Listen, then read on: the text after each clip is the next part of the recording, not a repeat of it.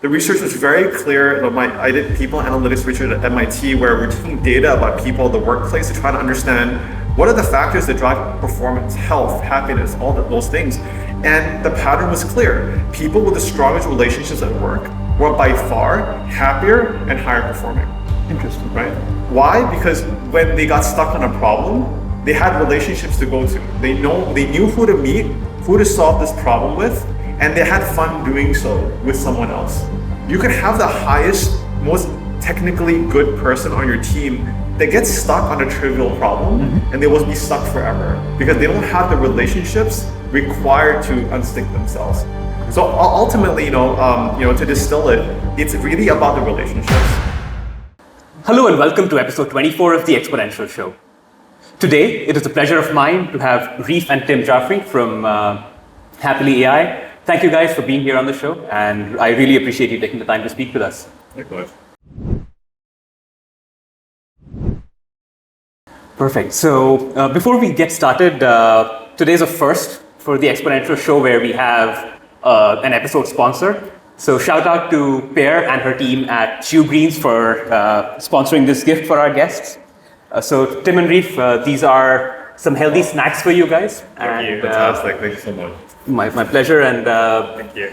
Just to let you guys know, Pear is a former guest on the show. She runs Chew Green, and her team focuses on healthy snacks that are sustainably farmed and ethically sourced. So it's like the entire supply chain from farmers to your mouth. It's all supposed to be healthy and sustainable and just good for everybody involved in the ecosystem. So thank you, Pear, for supporting us as always. Now, let's get to our conversation. So, Reef, if I might start with you, and you being the CEO, and you founded Happily.ai, I believe 8 years ago? Yes. Right. So, if you can maybe walk us through your superhero origin story of what were the motivations and events that led you to starting? Sure. I don't know if it's superhero. Hopefully not super villain, but I think it's just after studying material science engineering, came back home to Thailand, which is like where we're from, and just try to dive into that career very early, finding out that it wasn't really right for me.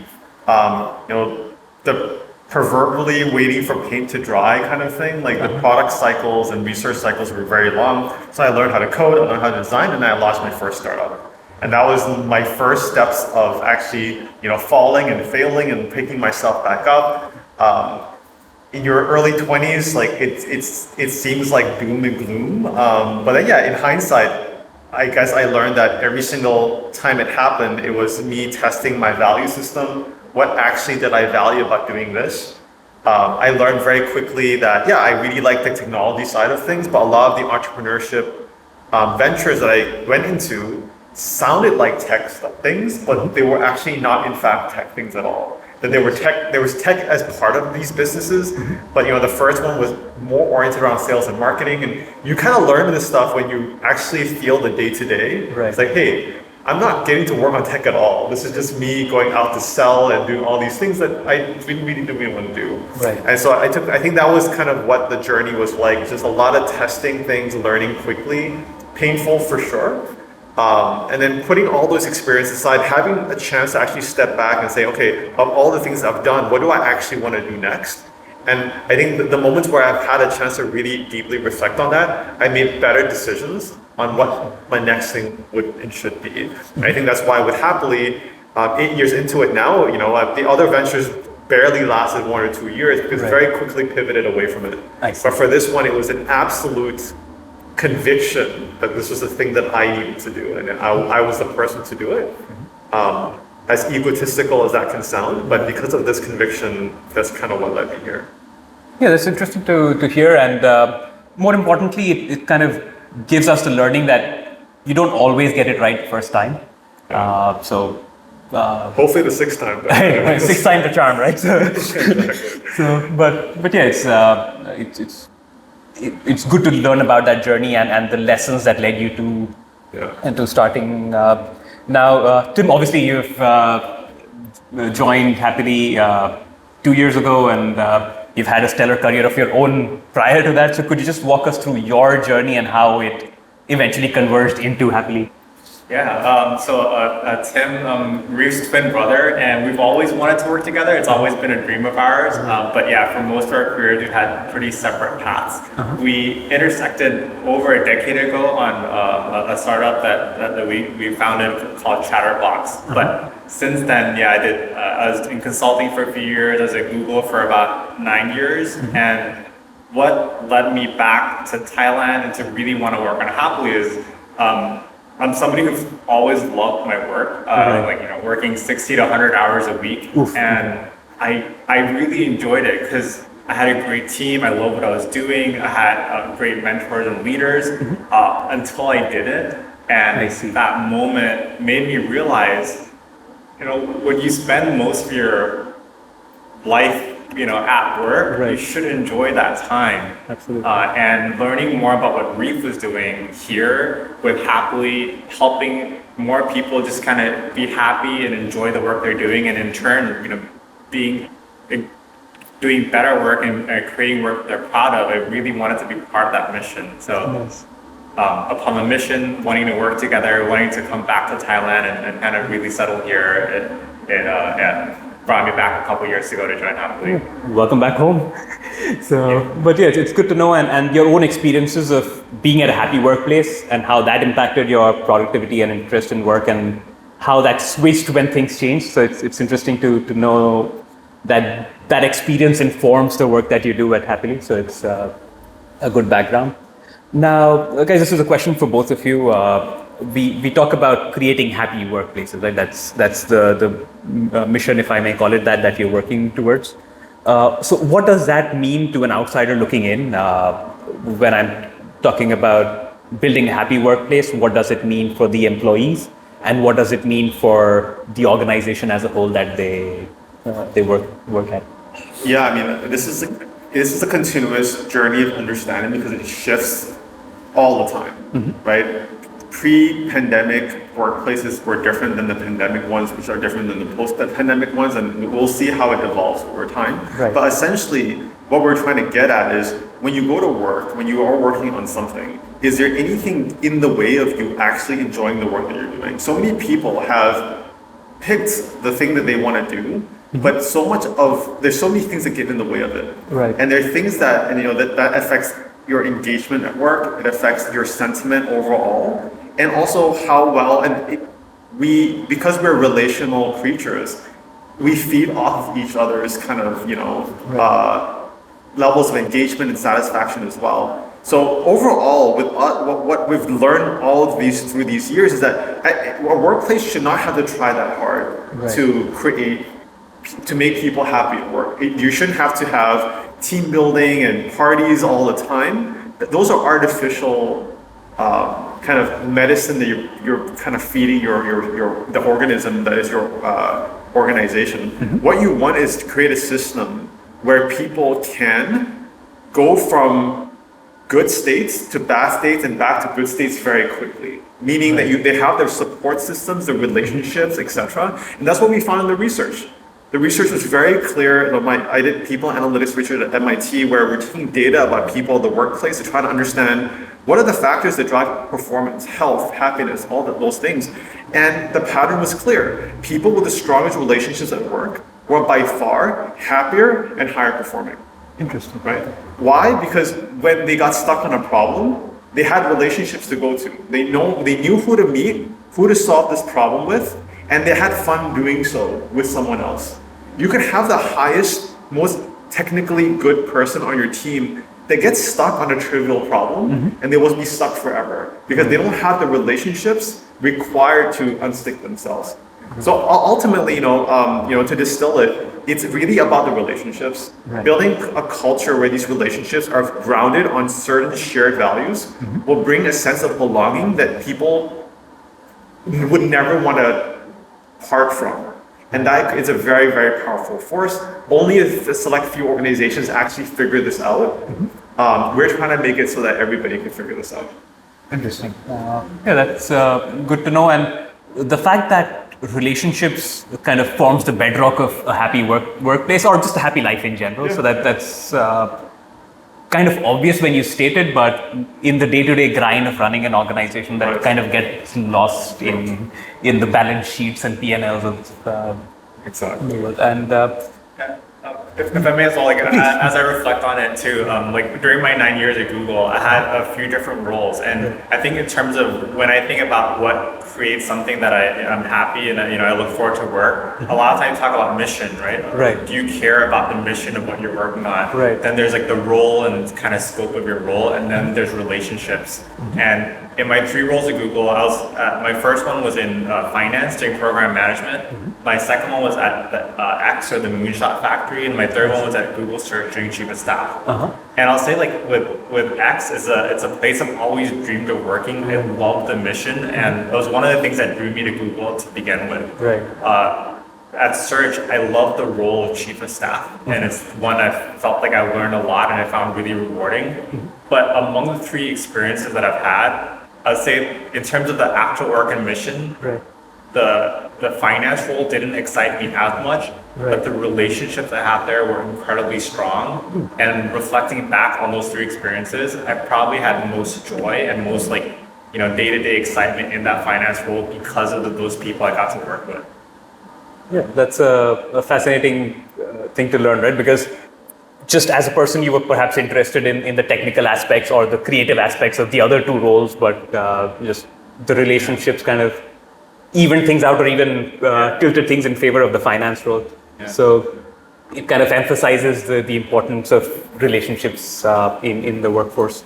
Now, we've talked about the Happily part of your company, but there's 2 letters we haven't talked about yet, which is the AI aspect. And it kind of ties in well with your last response about relationships, because relationships inherently are human, at least for now. So what role does AI play? And if I may add, because there's been a lot of talk about AI in a lot of cases, and I'm just quoting myself from previous videos, like when you have a hammer, everything looks like a nail. So everybody's trying to cram AI into everything because that's what the investors want to hear. Yeah. But in real world applications where you're trying to kind of enhance human relationships in an organization, what role does AI play in making things more productive and impactful without sort of straying away from the human aspect of the entire thing? Yeah, I think that's something that we have and we must think about all the time. So as we're developing our product, as we understand the direction that we're going and how we're solving our problem, the role that AI plays is something that we have to rethink all the time. Right. I don't think, for anyone who thinks they know AI's impact on all these things human, I don't think it's very hard to predict. Right. So you have to kind of study as you go, and we take a very science centric approach to this. Like, we will run experiments, we'll see, and we fortunately have the data as well to show, what does this tell us? What are these things that we're doing? How do they impact performance, happiness, health, etc.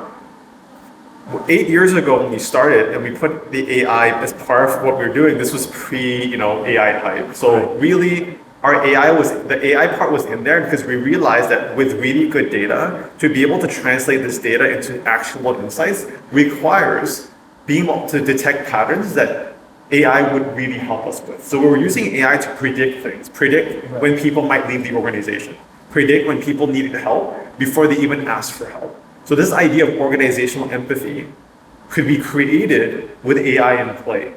So that was the intent of AI, and it really helped, especially when COVID hit. We were all then working remotely. Right. Organizational empathy took a huge hit, right? Because empathy is so much of us understanding somebody else's, what they're going through is in body language. They walk into work, they seem off in some way. We detect that and we can do something about it.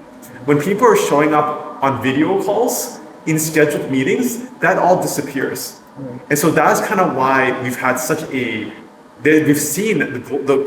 we've seen a dip in how people build relationships, feel about work and also, take care of their own well-being, because that part took a hit. So today we're using AI to enhance the pieces that we know work. So how can we use AI, for example, to make sure that the feedback and the interactions that we have with each other are augmented and enhanced in a way that makes it as good as possible? Right. How can we use this how to use AI to coach people on improving the human skills at work? Things like empathy and self-awareness and critical thinking, all these things that we need to really lean into today, they don't happen just like that. Right. So I think that's how we've really maintained a very strong stance on this, that AI will never replace people in the work that we do. It will only help enhance, augment, and develop. And those are the pillars in which we use AI today. Interesting. If you could maybe just share an example of one use case where you found, so pattern recognition, obviously you mentioned, is something that AI is inherently way better than us at. Yeah. But anything else that you saw where you were kind of surprised, hey, this is cool, or this is something that we hadn't anticipated even 3 years ago? Yeah, so with a pattern recognition and using AI as a prediction engine, we were able to detect people leaving an organization at a higher rate than anything else. Right? Well, all we were doing is that it's a daily check-in thing, so we're asking questions, and the only question we ask every day is, how do you feel today? Right? And we give people options from very happy to terrible. And we found that just by looking at difference in patterns over time, we could tell with high confidence that, hey, 2 months from now, this person's gonna leave. Right. Right. And so having that heads up is really useful, especially, hey, this is person we really want to retain here. They're really good. How can we go in and have that conversation with them? So that was one of the things that we kind of knew that there would be something there, but we didn't realize how good of a predictor it was or it is of attrition.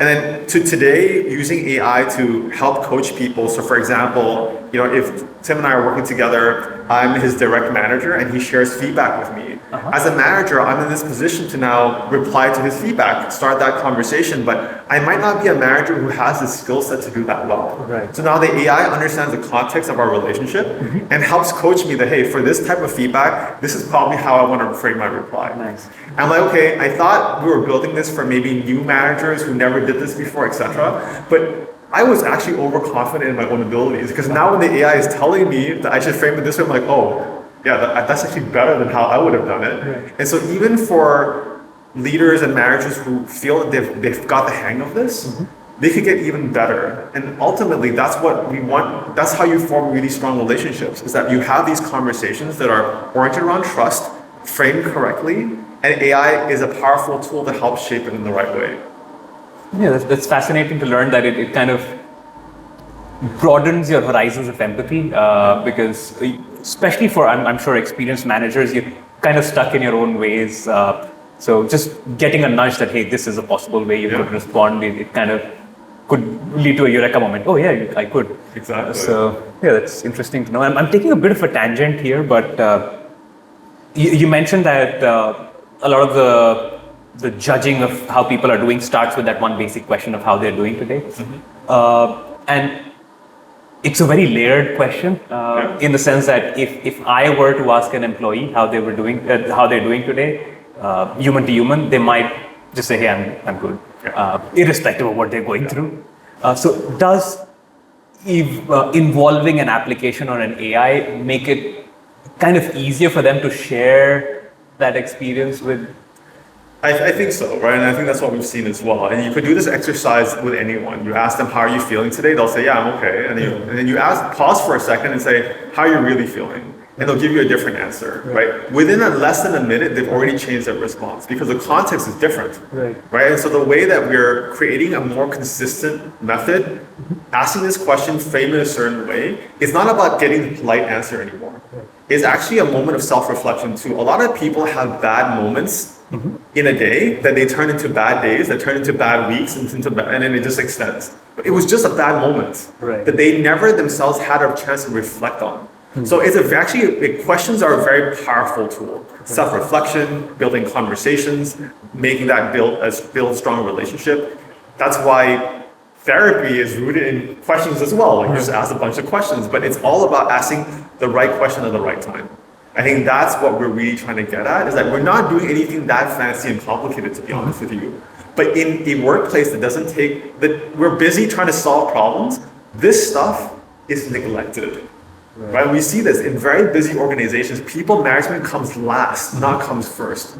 And it's very puzzling because when things are really busy is when you need people management the most, not the least. That is true. But it's because it could get uncomfortable. A lot of people don't have the natural skills to do this. It gets pushed aside. And so we're really trying to say, hey, it doesn't have to be difficult. It can be really simple and easy and actually enjoyable. Let's guide this process and make it better. So that's kind of how we've been approaching it. That's great to know. And kind of a follow-up question to that kind of leads us into the next part of our conversation is, so the tools that you described kind of give you a reflection of how your team is feeling and how you should respond to that. But there's also an aspect of behavioral change. So so identifying the problem was the first step. Now there's the behavioral change aspect of it.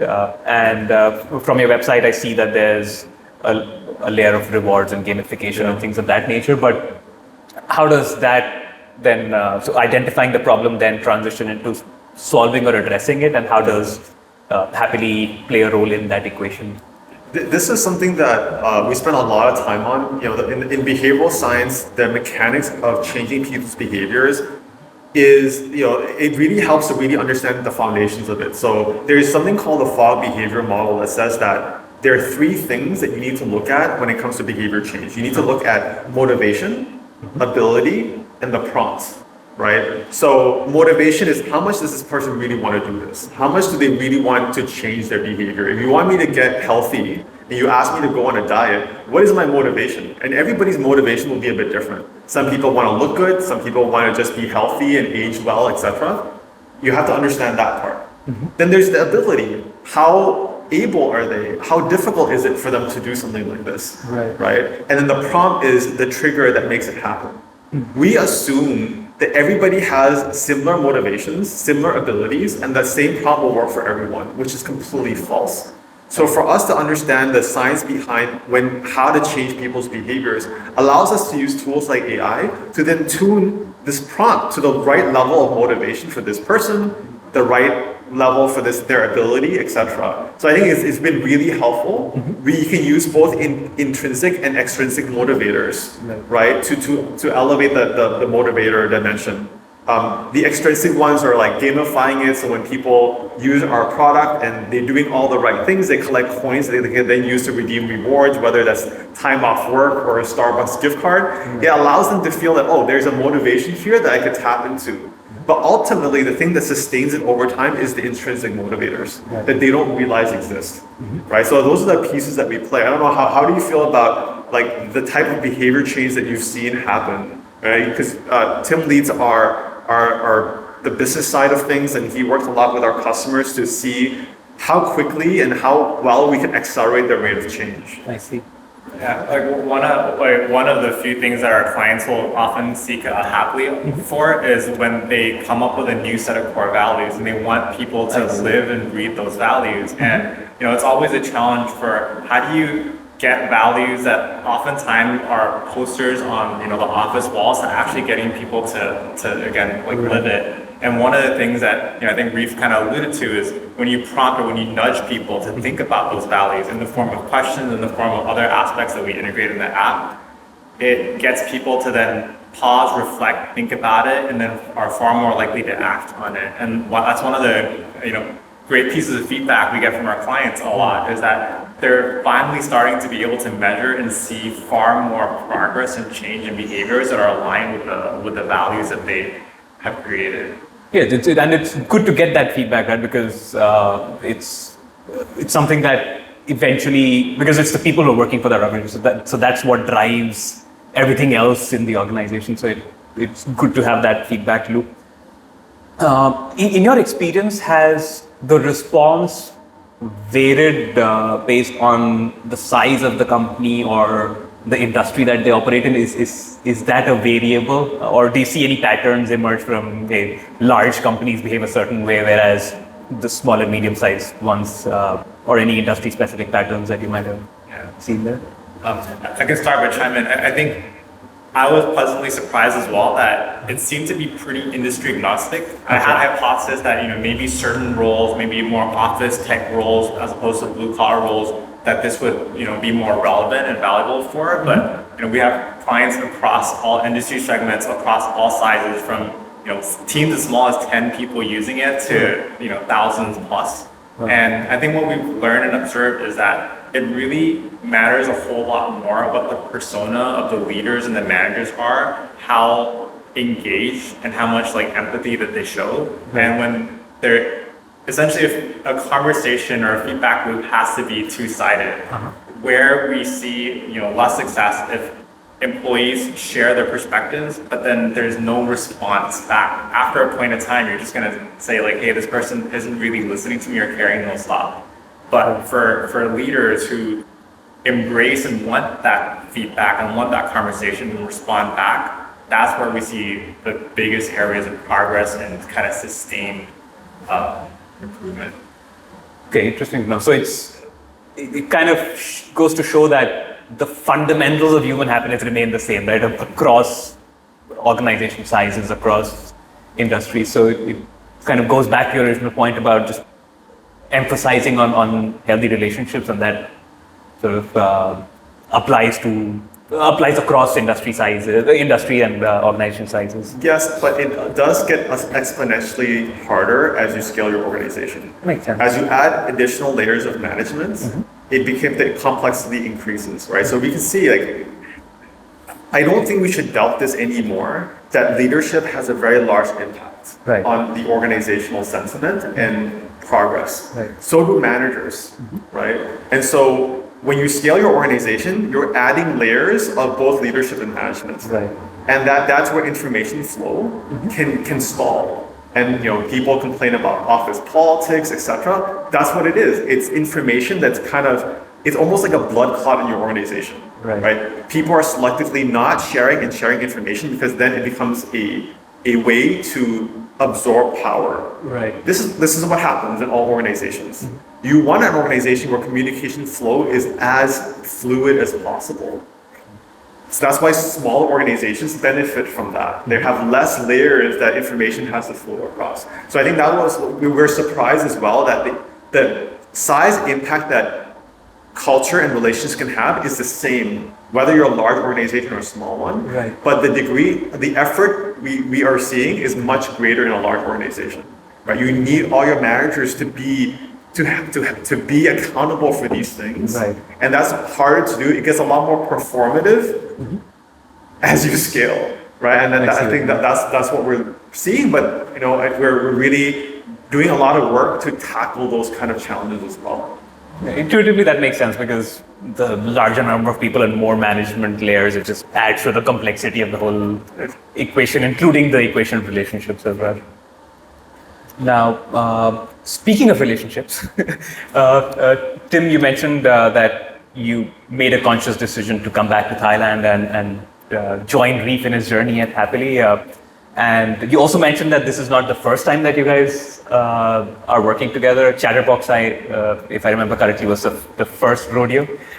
So what led you to the decision of working with family and wanting to work with family, and what are the pros and cons of working with your twin brother? Should I be here for this? I can start. As a bigger brother, right, he's always been my role model, my mentor, somebody I've looked up to, somebody I've always wanted to work with. And I think through my career, I've worked with some really talented, really great people. But when I compare them to him, I just feel like I learn a lot more. I admire, I respect what he does.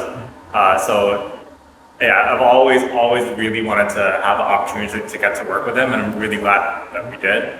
I think also growing up, seeing our uncles all work together and seeing, them having, lunches together most days and kind of the camaraderie that they had, it also felt something that, I wanted to replicate and aspire and be a part of. So I think, that helped as well. Oh, that's interesting. And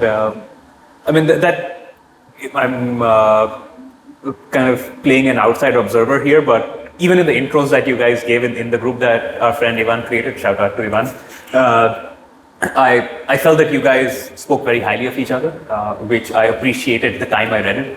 which is, I mean, when I was speaking with you the first time, I saw that you valued working with each other at least, and not just valued, but also vocalizing it when you texted me. So I noticed it and just wanted to let you know that I appreciate it. Yeah, we appreciate that, right? We've known each other for 39 years, right? I had 11-minute starts on him, but I think we know each other's strengths and weaknesses really, really well. Right, I think that's always a good thing to have in somebody else when they can cover your blind spots without you having to ask for it.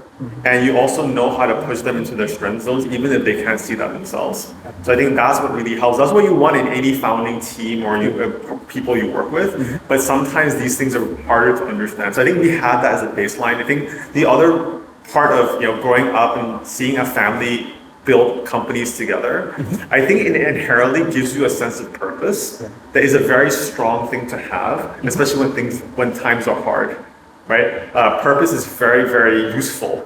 I think that's what I've learned as well, is that, okay, when you feel like giving up, at least there's this piece where, hey, is this family? Like, there's people depending on this, and that will carry you forward, where I don't know, like, if that piece of purpose wasn't there, how far can you really make it? And I don't know, like I think that's something that thankfully we haven't really gotten to that point yet, but I think the family piece really plays a very important part there.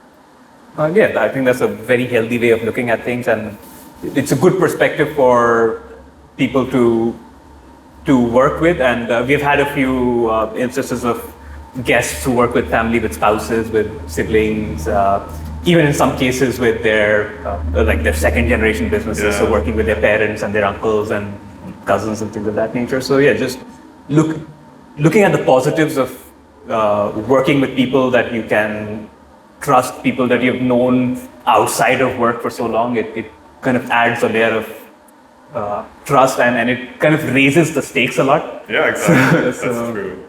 Yeah, so it's a great perspective to have on things. Now, speaking of the wider family, you spent a lot of time in the US. You decided to come back. You decided to stay here, start a company here. So what prompted that decision for both of you to use Thailand as your home base? Was it primarily just personal because this is home, or was there a business element to that decision as well? For me, it was less of a business element. I think it was just really family oriented. We grew up in Kuwait because our father practiced architecture there. I see. That was kind of our only connection to Kuwait, really. When we went to study in the US, and then we had to choose where to go. Do we stay in the US? Do we come back? And Thailand just seemed and always felt like home. We would come every summer, visit family, and that family was family we admired, we respected, and so there was always a magnetic pull back here. Right. I think over time too, when I had choices to maybe not be here, I always felt the need, like an inherent need to solve problems at home rather than try to work and solve problems elsewhere. Right. And so I think there was that pull, like I think I'm obsessed about solving problems, and I want to be very purposeful about where I solve them. And so I think those two main things grounded me and brought me back here. Yeah, I think as Reef mentioned, I think we were brought up with a very strong family unit, both core and extended family, and being born here, where this is where all our family's at, it's always felt like home, even though we're in Kuwait for like 18 years and I was in the US for about 18 years. And I think what brought me back again, I meant to come back a lot earlier, but as I had really young kids, 1 and 3 at the time, I wanted them to grow up with that same sense of, kind of family bond and family values that I felt became a big part of how I was shaped. So that was I think a good motivator to say like it's time to come back and let them experience that. Well, I mean, Thailand is a great place to live anyway. So I don't see too many downsides to it. But if we look at the broader landscape, and you've run a company in Thailand for quite some time now, so have you seen the startup landscape and the business landscape evolve over time? any promising signs that you see, and anything that you feel that still needs a lot of work in this country? He's the optimistic person, so I'll let him take the more optimistic take, but I'll take the other side of it, which is I think there's a lot of potential that we haven't really been able to tap into. And I think that going back to, I think just the way companies are structured here, how decision making is made, what are the real motivations for entrepreneurship, right? I teach an entrepreneurship class and I ask this question to the students, like, why do you want to be entrepreneurs? The top two answers are always fame and money, and then autonomy, right? So those are the top two reasons for entrepreneurship. Now, I don't think that survives very well. Most entrepreneurs do not become famous or rich. True. And autonomy is not what you have at all. It's the opposite, really. So I think that if those are the inherent motivators for entrepreneurship, you don't really have a good starting point. Right. So I think we need to make that. That's why what you're doing is like telling a different side of the story that is glamorized otherwise, especially when it comes to tech. I think people need to understand, hey, there's a different reason to do this, but a very worthy reason as well. Right? So I think for me, starting this whole startup journey from 2010 to now, I have seen it's been very nice to see the amount of new startups popping up, but it's been somewhat, if I have to be very honest, disheartening to see so many have to fade away, because I think we don't have a strong industry to support startups. Right. We talk too much about funding and capital. Right. Entrepreneurs and businesses need customers.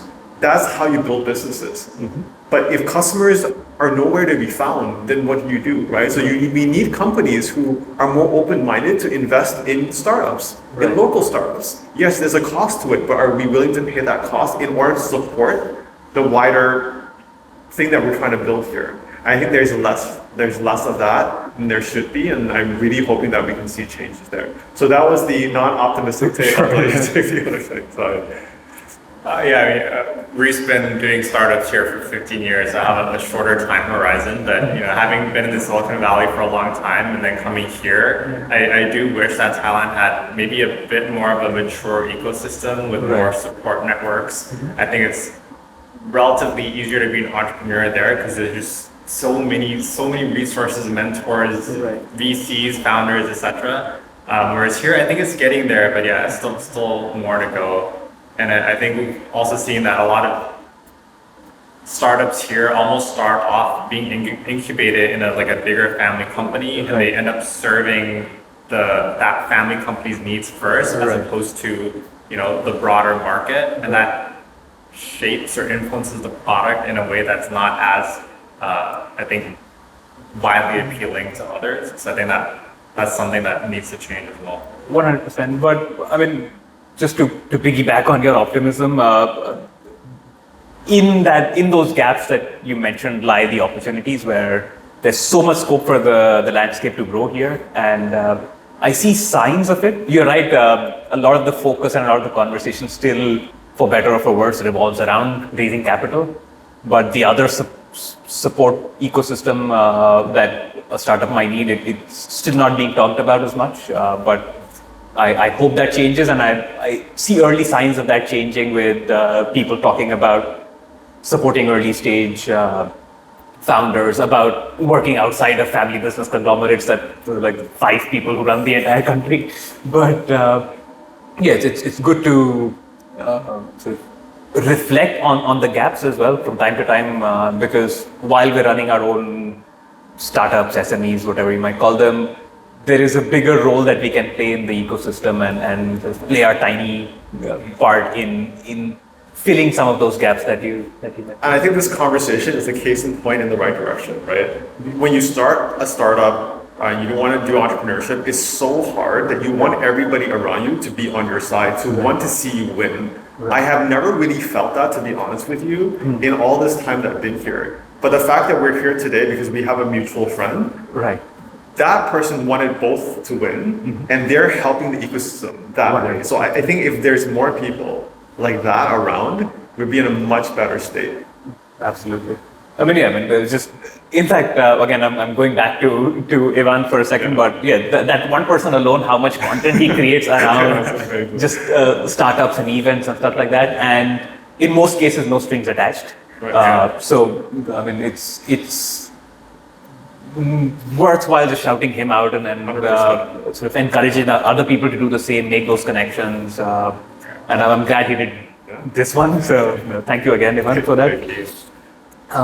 Now, talking about some of your personal learnings as entrepreneurs, are there any industry-specific learnings or startup-specific learnings that perhaps some of the younger founders, not calling ourselves old, but some of the even younger founders, especially first-time founders, they could learn from your experiences? So any like success mantras that you want to?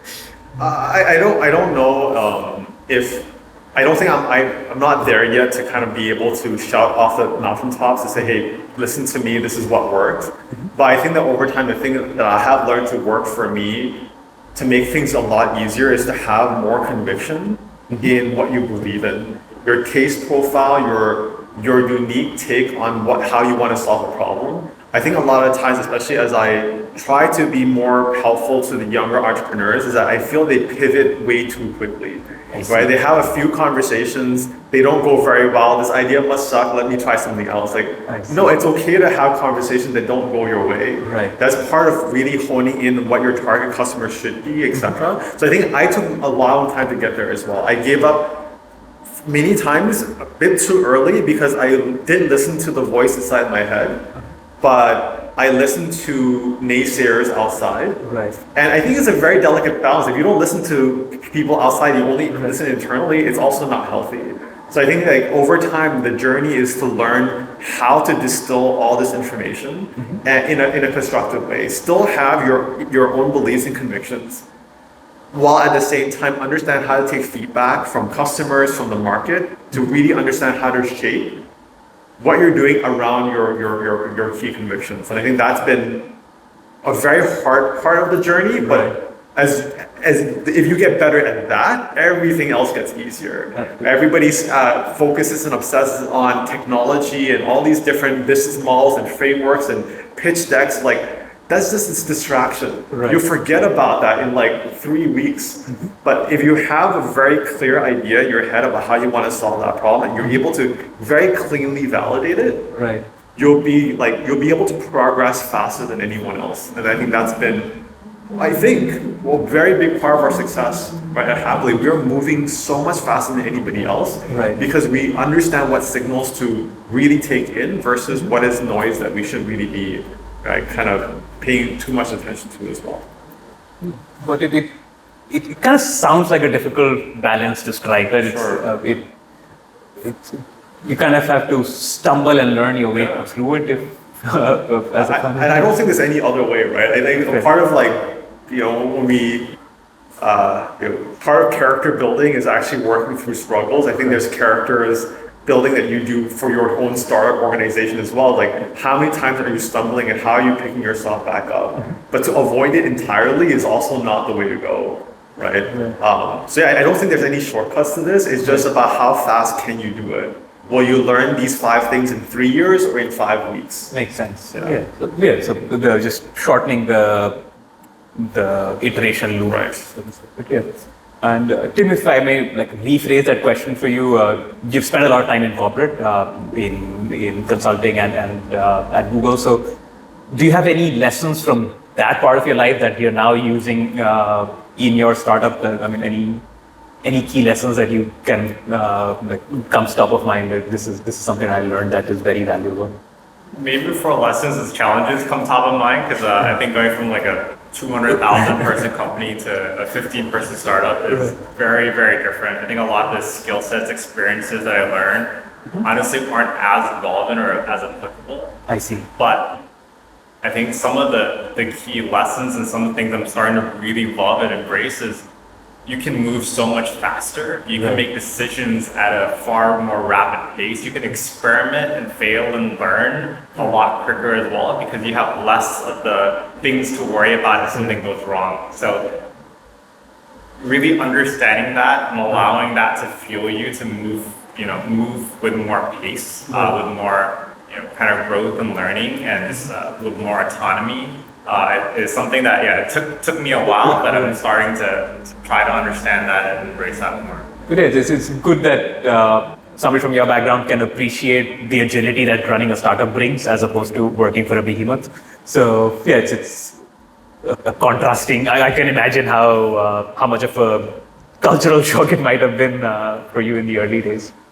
I want to say that the value also of having someone with that kind of background coming in is that so much of the time when you're a startup, you are thinking and doing at the same time. You don't have a choice.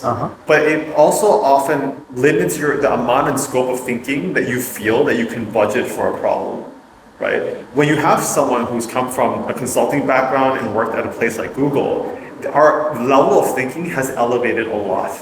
Right. Because they've seen a broader set of problems to be able to map, this might be the right way to think about this. Right. Whereas when you're doing a startup and it's day-to-day challenges, you can only see a few steps ahead and you don't have the luxury really, and you're learning purely based off experience, right, which is a very tough way to learn. You have to, but so I think that having that perspective come in, helping Tim, helping us see what parts do we need to slow down, because not everything should go fast. I test things too fast sometimes. Our business model should change every week, right? So then when I want to change it, he's like, hey, let's slow down a bit. Right. What is this impact we're going to create? What are some, positive, negative side effects? And I really appreciate that, because that part of that world that he's from understands the long-term effects of these changes, whereas I haven't yet experienced that. So I think, we have to do a good job to balance those new perspectives that we could bring into the startup as well. Yeah, and I imagine it's constant learning along the way as well, and it's balancing each other's experiences. So it's good to learn about your learnings as well. Now, this brings us to the last question of the day, which is what's next? What's the next milestone, announcement, feature, customer that you guys are working towards? Do you want to? Go ahead. Okay. I'm very excited with the ways we're starting to learn how to apply AI to our work. And the great thing about how we have been applying AI is that we've been leveraging flagship models from the very beginning, which means that as they get better, our product will just inherently get better too, without us having to do very much. And so we're getting to a point where these models, the state-of-the-art models, are getting so good that all the things we had planned to do are now coming to a fruition all at once. Right. So that's been really helpful and really good to see the impact that AI can have when we are pairing it in the right way. Again, augmenting, developing, enhancing people rather than replacing. So I think that's what I'm really excited about, is seeing all the hard work that we've done actually take shape and be able to amplify its impact. Right? And the data is showing us that. I think the other part that we're really excited about is when I was leading Happily and without Tim here, because I'm so introverted, because I'm such a techie, I only wanted to lead a tech company. Right. And so I was I was in denial about all these other opportunities that we can actually pull in. Right. With Tim being the charming, friendly side of the business, there's so much of more that we can do now, right? So yes, we have tech that I like to think that we're, state of the art. Right. But now we also have services to pair with it. So learning development, things that we can do to handhold our clients that we never really had built capabilities for. Today we have those capabilities. Interesting. So I think that will allow us to be more helpful to more companies, especially in our part of the world where I think tech alone can't solve these problems. There needs to be a pairing with us helping applying the tech in the right ways and in the right direction. So I'm really excited about the work that we're doing there. So would you like to talk about a bit more about how you are helping your customers apply your technology, and any examples that you have in mind, or any use cases?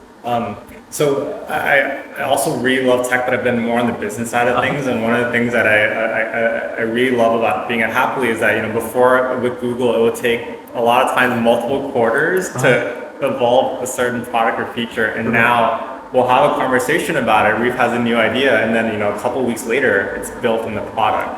And I love the pace and innovation that we're able to do. But maybe back to your question.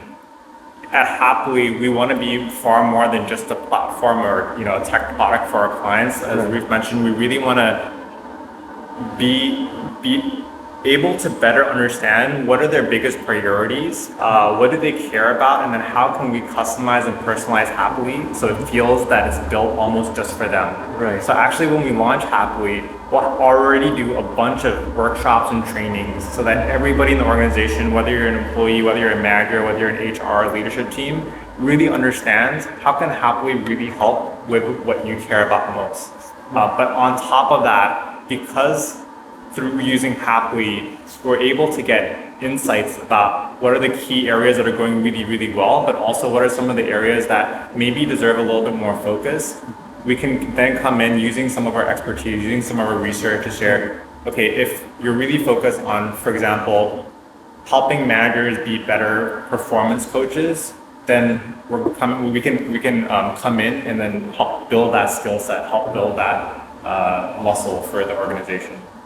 I love that response for a couple of reasons. One, obviously, you mentioned how you're using AI in a way that the flagship models and the growth of the flagship models is complementary to what you're doing, because we can't keep track of how many startups, just OpenAI or Gemini would launch one new feature and then half of the AI startups just shut down overnight. So I think that's a future-proof way of approaching things, especially if you're leveraging AI. And the other part of the answer that I love, that while you're talking about AI and doubling down on your use of it, there's also that aspect of hand-holding and that human involvement with clients and getting them to sort of customize your platform for their specific use cases. So just balancing those two aspects of technology versus the human connections that we have brought up several times in our conversation. So I think, again, as an outsider looking in, it seems like a very healthy balance to me. Thank you. So that brings us to the end of our conversation, gentlemen. I really appreciate you taking the time. It has been fascinating learning about your journeys, the work you're doing, and for what it's worth, we're rooting for your success. And we'll Likewise. Thank you very much. And we'll hopefully have many more conversations on camera, off camera, and we'll stay in touch. But really appreciate taking the time today. Thank you for having us. Thank you so much. The pleasure is all mine. Thank you to everybody who tuned in. Thank you again, Pear and Chew Green, for the gift for our guests. And once again, shout out to Ivan for making it happen. Thank you, everybody. We'll see you in the next episode.